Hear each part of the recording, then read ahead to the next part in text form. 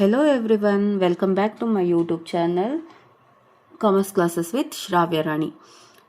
So ಈಗಾಗಲೇ ನಿಮಗೆ ತಿಳಿದಿರೋ ಹಾಗೆ second PUC accountancy exam 14th ಇರೋದ್ರಿಂದ ನಾನೊಂದಷ್ಟು ವೀಡಿಯೋಸ್ಗಳನ್ನ ಮಾಡ್ತೀನಿ ಅಂತ ಅಂದಿದ್ದೆ. ಅದರಲ್ಲಿ ನಿಮಗೆ ಮ್ಯಾಚ್ ದ ಫಾಲೋಯಿಂಗ್ ಸೆಟ್ಸ್ಗಳನ್ನ ಆಲ್ರೆಡಿ ಮಾಡಿದ್ದೆ. ಹಾಗೆಯೇ ಮೊನ್ನೆ ಸೆಷನ್ನಲ್ಲಿ ನಿಮಗೆ MCQ ಸೆಟ್ಸ್ ಕ್ವಶನ್ಸ್ಗಳನ್ನ ಹೇಗೆ ಸಾಲ್ವ್ ಮಾಡ್ಕೊಳ್ಳೋದು, ಆಮೇಲೆ ಇಂಪಾರ್ಟೆಂಟ್ ಕ್ವಶನ್ಸ್ಗಳು ಯಾವುದು ಅನ್ನೋದನ್ನು ಸಾಲ್ವ್ ಮಾಡಿ ತೋರಿಸಿದ್ದೆ.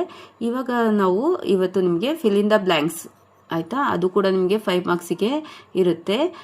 ಈಚ್ ಕ್ಯಾರೀಸ್ 1 ಮಾರ್ಕ್ಸ್ ಅಲ್ವಾ, 5 ಕ್ವಶನ್ಸ್ ಇರುತ್ತೆ, ಈಚ್ ಕ್ಯಾರೀಸ್ 1 ಮಾರ್ಕ್ಸ್ ಇರುತ್ತೆ.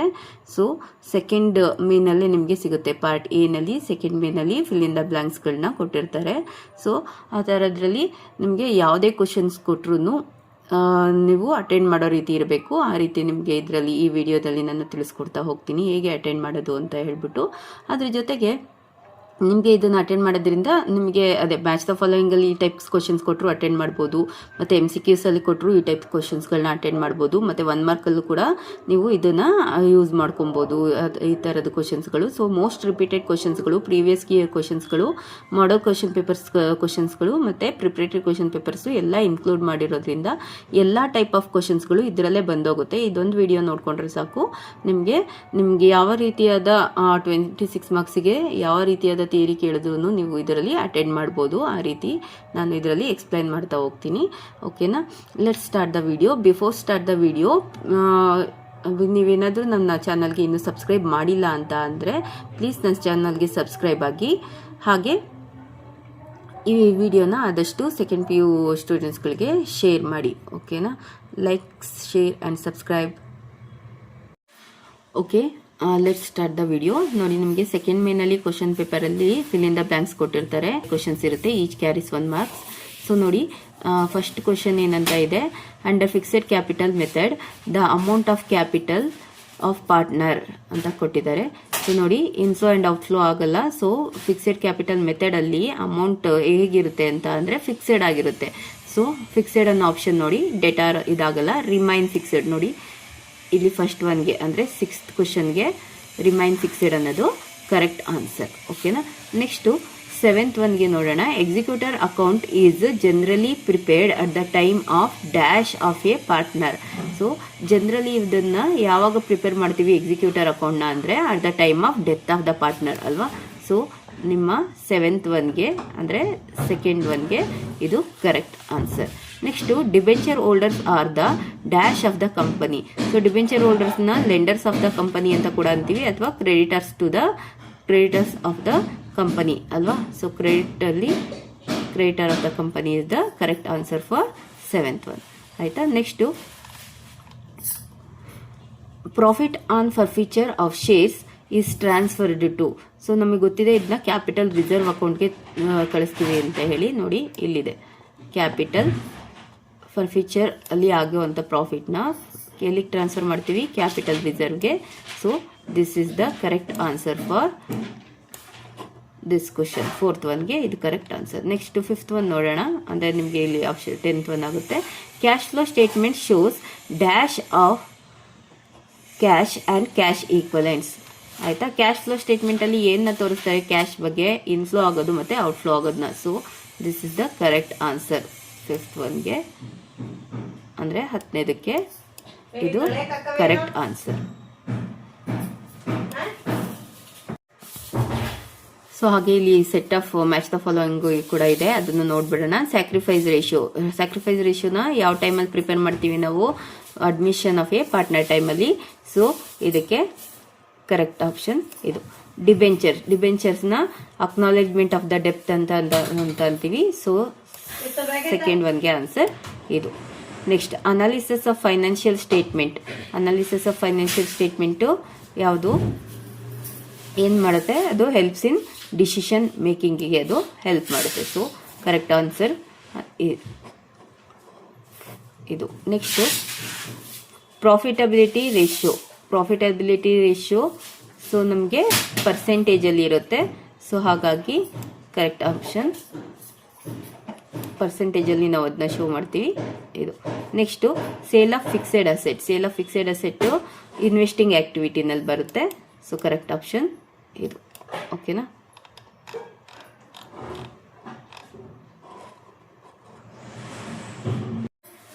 Next set of fill in the blanks ನೋಡೋಣ. ಸೊ ಇಲ್ಲಿ ಆಪ್ಷನ್ಸ್ನ ಕೊಟ್ಟಿದ್ದಾರೆ ನೋಡಿ. Not closed, creditors, sacrifice ratio, owners, profitability, vertical. ನೋಡಿ ಕ್ವಶನ್ 6th ಕ್ವಶನ್ ಅಂದರೆ ಫಸ್ಟ್ ಕ್ವಶನ್ ಅಂತ ಅಂದ್ಕೊಳ್ಳೋಣ. ಇಲ್ಲಿ old ratio minus new ratio. So ಇದು ಏನಂತ ಅಂತೀವಿ? ಸ್ಯಾಕ್ರಿಫೈಸ್ ರೇಷಿಯೋ ಅಂತ ಅಂತೀವಿ ಇದನ್ನ. So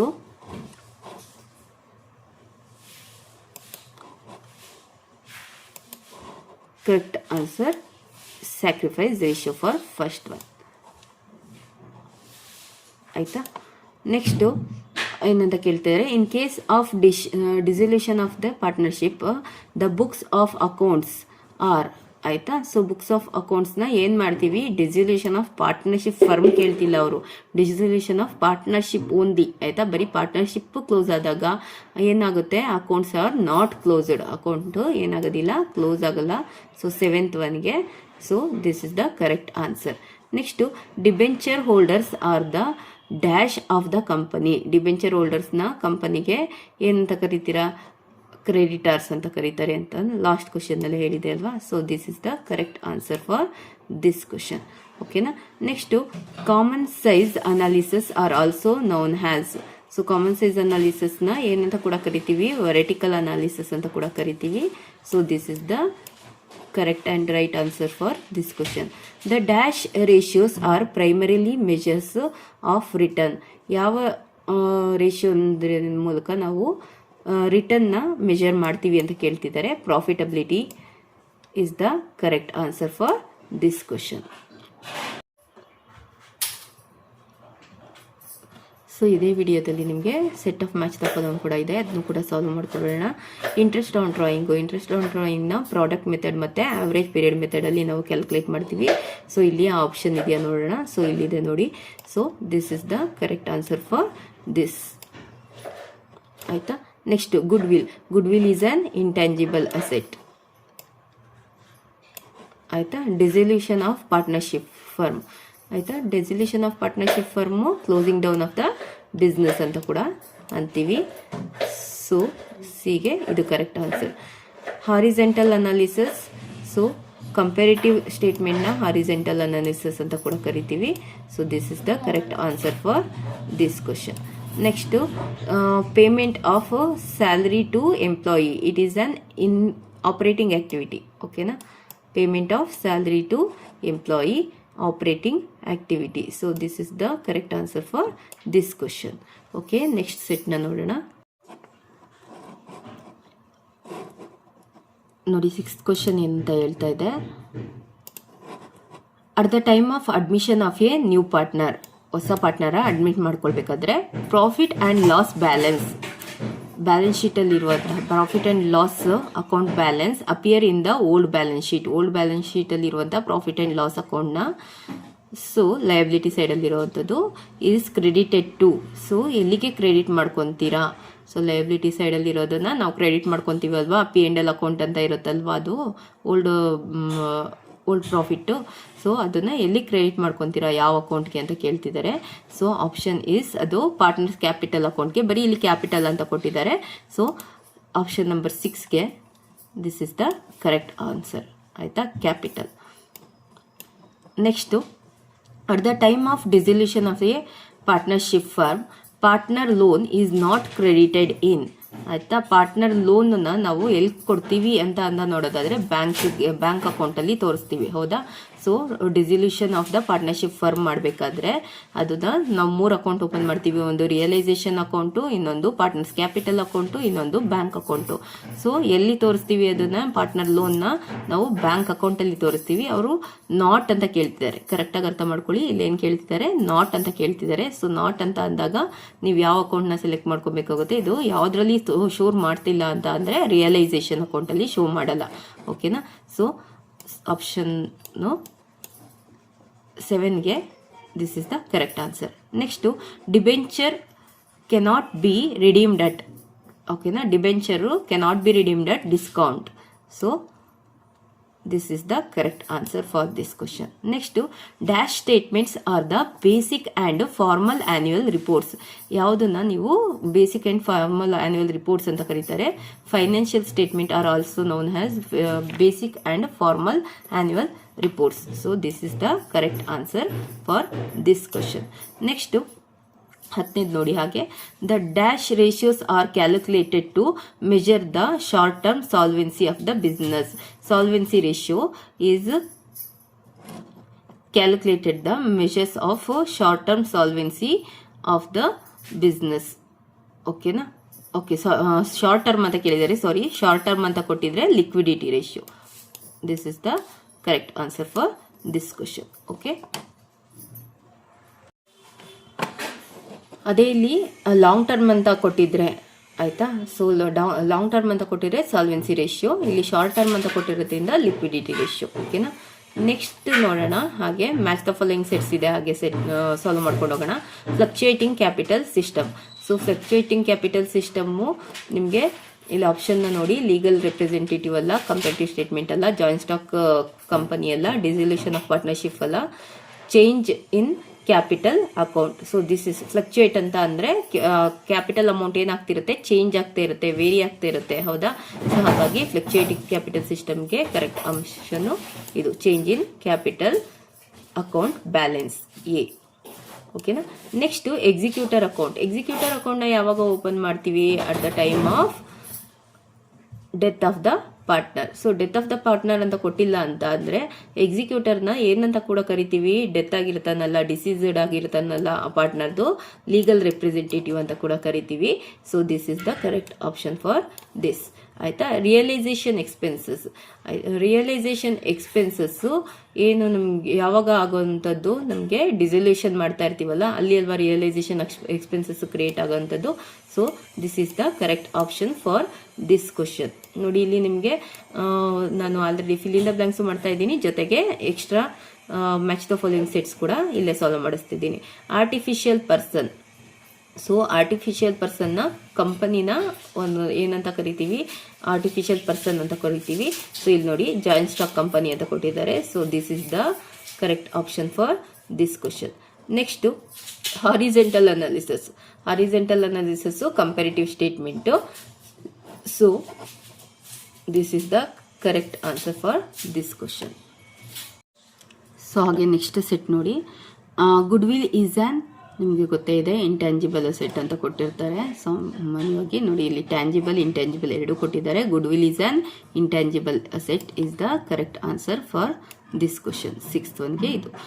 if on assets is taken over by a partner, such a partner capital account is to be. So ಯಾವುದಾದ್ರೂ ಅಸೆಟ್ಸ್ನ ಪಾರ್ಟ್ನರು ತೊಗೊಂಡೋದ್ರೆ ಯಾವ ಟೈಮಲ್ಲಿ ತೊಗೊಂಡೋಗ್ತಾನೆ ಹೇಳಿ? ರಿಸಲ್ಯೂಷನ್ ಟೈಮಲ್ಲಿ ಅಲ್ವಾ. ಸೊ ಹಾಗಾಗಿ ಯಾವುದಾದ್ರೂ ಅಸೆಟ್ನ partner taken over by partner ಅಂತ ಕೊಟ್ಟಿದ್ದಾರೆ. ಇಫ್ ಆನ್ ಅಸೆಟ್ನ ತೊಗೊಂಡೋದ್ರೆ ಏನಾಗುತ್ತೆ? ಸೊ ಅವನ ಅಕೌಂಟು ಡೆಬಿಟ್ ಆಗುತ್ತೆ. ಓಕೆನಾ?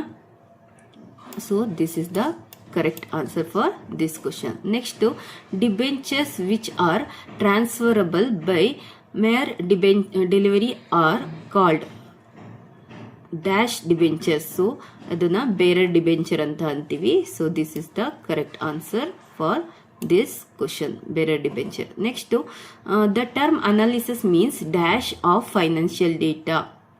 ಅನಾಲಿಸಿಸ್ ಅಂತ ಅಂದರೆ ಏನಂತ ಕೇಳ್ತಾ ಇದ್ದಾರೆ? ಸಿಂಪ್ಲಿಫೈ ಅಂತ ಅಲ್ವಾ. Analysis means simplification of financial data. ಓಕೆನಾ? ನಿಮಗೆ ಇದೆಲ್ಲ ಮ್ಯಾಚ್ ದ ಫಾಲೋಯಿಂಗಲ್ಲಿ ಕೂಡ ರಿಪೀಟ್ ಆಗ್ತಾ ಹೋಗುತ್ತೆ. ನೆಕ್ಸ್ಟ್ ಇದು 9th ಒನ್ಗೆ this is the correct answer.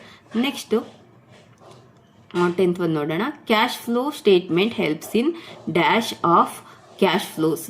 ಆಯಿತಾ? Balancing the cash flow is the correct answer for this question. ಓಕೆನಾ? ನೆಕ್ಸ್ಟ್ ಹಾಗೆ set of match the following ಕೂಡ ಇದೆ, ಅದನ್ನು ನೋಡ್ಕೊಂಡು ಹೋಗೋಣ. Right of new partner. So ಒಬ್ಬ ಪಾರ್ಟ್ನರ್ದು ಏನು ರೈಟ್ ಇರುತ್ತೆ ಅಂತ ಅಂದರೆ, ಹೊಸ ಪಾರ್ಟ್ನರ್ ಬಂದಾಗ ಅವನು ಫ್ಯೂಚರಲ್ಲಿ ಪ್ರಾಫಿಟ್ನ ಶೇರ್ ಮಾಡ್ಕೊಳ್ಳೋದು ಅವನದು ಒಂದು ರೈಟ್ ಆಗಿರುತ್ತೆ. So this is the correct answer for this. ಓಕೆನಾ? ನೆಕ್ಸ್ಟು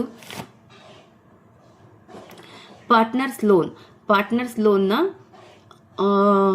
ಏನು ಮಾಡ್ತೀವಿ ಅಂತ ಅಂದರೆ ಸೆಟಲ್ ಬೈ ಪೇಮೆಂಟ್, ಪಾರ್ಟ್ನರ್ ಲೋನ್ನ settle by payment is the correct answer. Next debentures, acknowledgement of death. ಹೌದಾ? Next trend analysis, tool of analysis of financial statement. ಓಕೆನಾ? ಇದು match the following already ಸೆಟ್ಸ್ಗಳನ್ನ ಮಾಡಿದ್ದೀನಿ, ಸುಮ್ಮನೆ ಸಿಂಪಲ್ ಆಗಿ ಮೇಲೆ ಹೇಳ್ಕೊಂಡು ಹೋಗ್ತಾ ಇದ್ದೀನಿ, ಇಲ್ಲ ಇದೆಯಲ್ಲ ಅಂತ ಹೇಳ್ಬಿಟ್ಟು ನೋಡ್ಕೊಂಡು ಹೋಗಿ ಹಾಗೆ. ಆಯಿತಾ? ನೆಕ್ಸ್ಟು ಟ್ರೆಂಡ್ ಅನಾಲಿಸಿಸ್ ಆಯಿತು. ರಿಡಮ್ಷನ್ ಆಫ್ ಡಿಬೆಂಚರ್, ರಿಡಮ್ಷನ್ ಅಂತ ಅಂದರೆ ರೀಪೇಮೆಂಟ್ ಅಂತ. ಸೊ ರೀಪೇಮೆಂಟ್ ಆಗ್ತಾ ಇದೆ ಅಂತ ಅಂದರೆ ಕ್ಯಾಶು ಔಟ್ಫ್ಲೋ ಆಗ್ತಾ ಇದೆ ಅಂತ, ಹೌದಲ್ವಾ? So this is the correct answer for this question. Next ಇಲ್ಲಿ ನೋಡಿ OPC ಅಂತ ಕೊಟ್ಟಿದ್ದಾರೆ, 1 person ಕಂಪನಿ. OPC ಅಂತ ಅಂದರೆ ಆಬ್ರಿವೇಷನ್ಸು.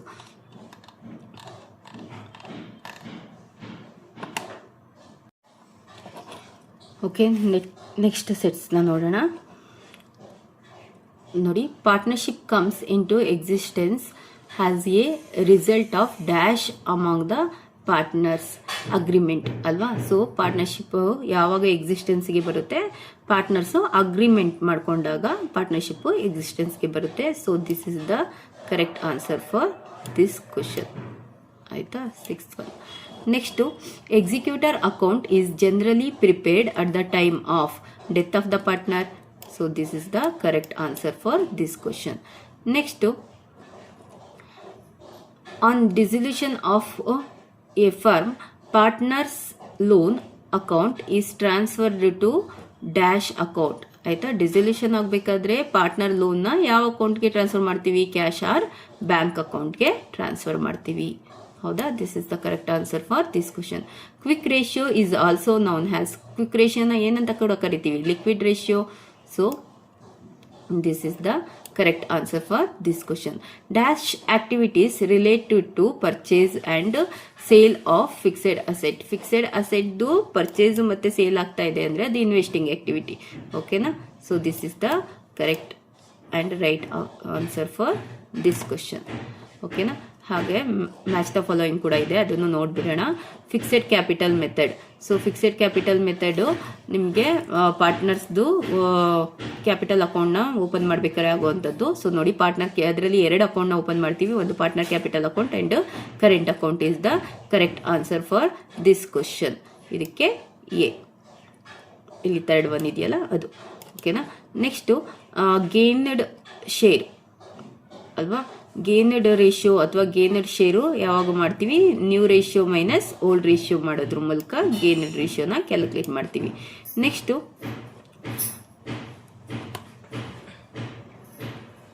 Equity shareholders. Equity share ಹೋಲ್ಡರ್ಸ್ನ ಓನರ್ಸ್ ಆಫ್ ದ ಕಂಪನಿ ಅಂತ ಅಂತೀವಿ. This is the correct answer for this question. Financial statement, statement of profit and loss of the business, loss and balance sheet. ಇದನ್ನು financial statement. Financial statement ಅಂತ ಅಂದ್ರೇ ನಿಮಗೆ profit and loss, balance sheet ಮತ್ತು cash flow statement ಬರುವಂಥದ್ದು. So ಹಾಗಾಗಿ this is the correct answer for this question. ಓಕೆನಾ? D. Next profitability ratio. Profitability ratio ಏನು ಕೊಡುತ್ತೆ? ನಮಗೆ ಅರ್ನಿಂಗ್ ಪರ್ ಶೇರ್ನ ಕೊಡುತ್ತೆ. ಸೊ ಕ್ಯಾಲ್ಕುಲೇಟ್ ಮಾಡಿದಾಗ, so this is the correct answer for this question. Okay, next ಸೆಟ್ನ ನೋಡೋಣ. So new profit sharing ratio is required for. ಆಯಿತಾ? So new profit sharing ratio ಏನಕ್ಕೆ ರಿಕ್ವೈರ್ಡ್ ಆಗಿರುತ್ತೆ? New profit sharing ratio future ಪ್ರಾಫಿಟ್ನ share ಮಾಡ್ಕೊಳ್ಳೋದಕ್ಕೆ. This is the correct answer for this question. Next capital reserve is credited out of. Capital reserve ಯಾವುದರಿಂದ credit ಆಗುತ್ತೆ? Capital ಪ್ರಾಫಿಟಿಂದ credit ಆಗುತ್ತೆ. So this is the correct answer for this question. Loan which are repayable within dash months are called the short term borrowings. Within 12 monthsಲ್ಲಿ ಲೋನ್ನ repay ಮಾಡಿದ್ರೆ ಅದನ್ನು short term borrowings ಅಂತ ಕರಿತೀವಿ. So this is the correct answer for 8th one. ಆಯಿತಾ? Next 12 months ಅದಕ್ಕೆ answer. Next analysis and interpretations are dash to each other. Analysis ಮತ್ತು interpretation ಒಂದಕ್ಕೊಂದು ಕಾಂಪ್ಲಿಮೆಂಟ್ರಿ ಆಗಿರುತ್ತೆ. So complementary to each other 9th one. Next collection of cash from trade receivable. So collection of cash from trade ರಿಸೀವಬಲ್ನ ಏನಂತ ಅಂತೀವಿ ನಾವು? Cash inflow ಅಂತ ಅಂತೀವಿ. ಹೌದಾ? ಸೊ ಕಲೆಕ್ಷನ್ ಮಾಡ್ಕೊತಾ ಇದ್ದೀವಿ, ಬಿಸ್ನೆಸ್ಗೆ ದುಡ್ಡು ಬರ್ತಾ ಇದೆ. ಸೊ ಹಾಗಾಗಿ ಇದು cash inflow is the correct and right answer for this question. Okay, next fluctuating capital system. ನೋಡಿ ಫ್ಲಕ್ಚುಯೇಟಿಂಗ್ ಕ್ಯಾಪಿಟಲ್ ಸಿಸ್ಟಮ್ ಅಂತ ಹೇಳ್ತಿದ್ದಾರೆ. ಓಕೆ, ಇದು ಮ್ಯಾಚ್ ದ ಫಾಲೋಯಿಂಗಲ್ಲಿ. ಸೊ ಇದು ನಾನು ನಿಮಗೆ ಆಗ್ಲಿಂದ ಹೇಳಿದ್ದೆ. ಸೊ ಫ್ಲಕ್ಚುಯೇಟ್ ಆಗ್ತಾ ಇದೆ ಅಂತ ಅಂದರೆ ಬ್ಯಾಲೆನ್ಸು ಏನಾಗ್ತಾ ಇರುತ್ತೆ, ಚೇಂಜಸ್ ಆಗ್ತಾ ಇರುತ್ತೆ. Capital balance, capital account balance changes ಅಂತ ಇದೆ. So this is the correct answer for this question. Executor account death of the partner ಟೈಮಲ್ಲಿ ಓಪನ್ ಮಾಡುವಂಥದ್ದು. This is the correct answer. Next, assets taken over by partner. So partner ಏನಾದರೂ ಅಸೆಟ್ನ ತಗೊಂಡೋದ್ರೆ ಅವನ account ಏನಾಗುತ್ತೆ, debit ಆಗುತ್ತೆ. So debited to partner capital account is the correct answer. Next,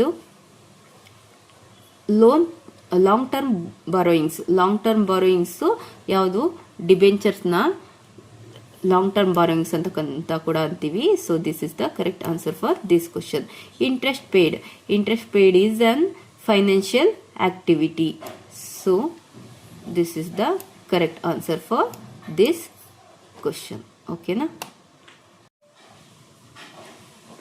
Okay, next set na nodana. It is preferred that partners have dash agreement. Partners ಯಾವ ರೀತಿ agreement ಮಾಡ್ಕೊಂಡ್ರೆ ಒಳ್ಳೆಯದು, ಸೊ ರಿಟರ್ನ್ ಅಗ್ರಿಮೆಂಟ್ ಮಾಡ್ಕೊಂಡ್ರೆ ಒಳ್ಳೆಯದು. This one is correct answer for this question. ಓಕೆನಾ? Next,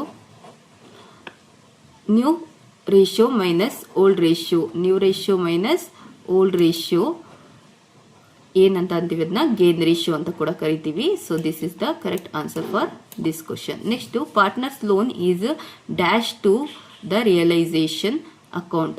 partners loan is not transfer to realisation account. ಎಲ್ಲಿಗೆ transfer ಮಾಡ್ತೀವಿ, bank ಲೋನ್ಗೆ ಟ್ರಾನ್ಸ್ಫರ್ ಮಾಡ್ತೀವಿ. So this is the correct answer for this question. Next, a company is an dash person, artificial person. So this is the correct answer for this question. Next, debenture holders are the dash of the company. Debenture holders are ಏನು ನಮಗೆ ಕಂಪನಿಗೆ creditors of the company. Okay, this is the correct answer for this question. ಓಕೆನಾ? ಹಾಗೆ match the following ಇದೆ, ಹಾಗೆ ನೋಡ್ಬಿಡೋಣ. Fluctuating capital system. So fluctuating capital system ಏನದು, ನಿಮ್ಮ ಕ್ಯಾಪಿಟಲ್ ಅಕೌಂಟ್ ಬ್ಯಾಲೆನ್ಸ್ ವೇರಿ ಆಗ್ತಾ ಇರುತ್ತೆ, ಚೇಂಜ್ ಆಗ್ತಾ ಇರುತ್ತೆ ಅಂತ ಹೇಳಿದೆ ಅಲ್ವಾ. ನೋಡಿ, ಅಲ್ಲಿ ಚೇಂಜಸ್ ಅಂತ ಕೊಟ್ಟಿದ್ರು ಎರಡರಲ್ಲಿ, ಇದರಲ್ಲಿ ವೇರೀಸ್ ಅಂತ ಕೊಟ್ಟಿದ್ದಾರೆ. So this is the correct answer for this question. Goodwill is an intangible asset, ಅಥವಾ ನಿಮಗೆ ಅದರದ್ದು ವ್ಯಾಲ್ಯೂಯೇಷನ್ ಮೆಥಡ್ಸ್ ಕೂಡ ಕೇಳ್ಬೋದು ಅಂತ ಹೇಳಿದ್ದೀನಿ already. So this is the correct answer for this question. Executor ಒಬ್ಬ legal representative of the deceased partner, ಅಥವಾ executor account ಅಂತ ಕೇಳಿದ್ರೆ ಡೆತ್ ಆಫ್ ದ ಪಾರ್ಟ್ನರ್ ಟೈಮಲ್ಲಿ ಕೂಡ ಮಾಡ್ತೀರಾ. ಸೊ ಇಲ್ಲಿ ಕೊಟ್ಟಿದ್ದಾರೆ option legal representative of deceased partner ಅಂತ. So this is the correct answer for this question. Termination of business. So termination ಯಾವಾಗ ಮಾಡ್ತೀರಾ ಬಿಸ್ನೆಸ್ನ, ಡೆಸಲ್ಯೂಷನ್ ಟೈಮಲ್ಲಿ. So terminate of the business ಅಂತ ಕೂಡ ಅಂತೀವಿ, closing down of the business ಅಂತ ಕೂಡ ಅಂತೀವಿ. So this is the correct answer for this question. Next, companies act ಯಾವುದು ಮಕ್ಕಳ, 2013. So this is the correct answer for this question. ಓಕೆನಾ? ನೋಡಿ, ಇಲ್ಲೊಂದು DRR ಅಂತ ಕೊಟ್ಟಿದ್ದಾರೆ. DRR ಅಂದ್ರೆ ಏನು, ಡಿಬೆಂಚರ್ ರಿಡಂಪ್ಷನ್ ರಿಸರ್ವ್. ಸೊ ಇಲ್ಲೊಂದಷ್ಟು ಪ್ರಿಪ್ರೇಟರಿ ಕ್ವಶನ್ ಪೇಪರ್ದು MCQ ಇತ್ತು, ಅದನ್ನು ಕೂಡ ಶೇರ್ ಮಾಡ್ಕೊಳ್ಳೋಣ ಅನ್ನಿಸ್ತು. ಸೊ ನೋಡಿ, profit or loss on revaluation is shared among the partners in the. So profit and loss revaluation ಟೈಮಲ್ಲಿ ಹೇಗೆ ಶೇರ್ ಮಾಡ್ಕೊತೀವಿ, ಓಲ್ಡ್ ರೇಷಿಯೋನಲ್ಲಿ. ಓಕೆನಾ? Next, after transferring the liability like creditors and bills payable to the realization account in the absence of any information regarding to their payment, such liabilities are treated as ಏನಂತ ಅನ್ಕೋಬೇಕು ಅದನ್ನ. So ಅವ್ರು ಅದ್ರ ಬಗ್ಗೆ ಏನು ಹೇಳಿಲ್ಲ. So transfer ಆಗಬೇಕಾದ್ರೆ liability ಮತ್ತು creditors, bills payable, ಈ ಥರದನ್ನ ಈ ಲಯಬಿಲಿಟಿಗಳು ಅಟ್ ದ ಟೈಮ್ ಆಫ್ ಡಿಸಲ್ಯೂಷನಲ್ಲಿ ರಿಯಲೈಸೇಷನ್ ಅಕೌಂಟ್ಗೆ ಟ್ರಾನ್ಸ್ಫರ್ ಮಾಡ್ಕೊಂಡಿರ್ತೀವಲ್ವಾ. ಸೊ ಏನು ಇನ್ಫಾರ್ಮೇಷನ್ ಹೇಳಿಲ್ಲ ಅಂತ ಅಂದರೆ ಅದರರ್ಥ ಅದು ಫುಲ್ಲಿ ಪೇಯ್ಡ್ ಅಂತ ಅನ್ಕೋಬೇಕು.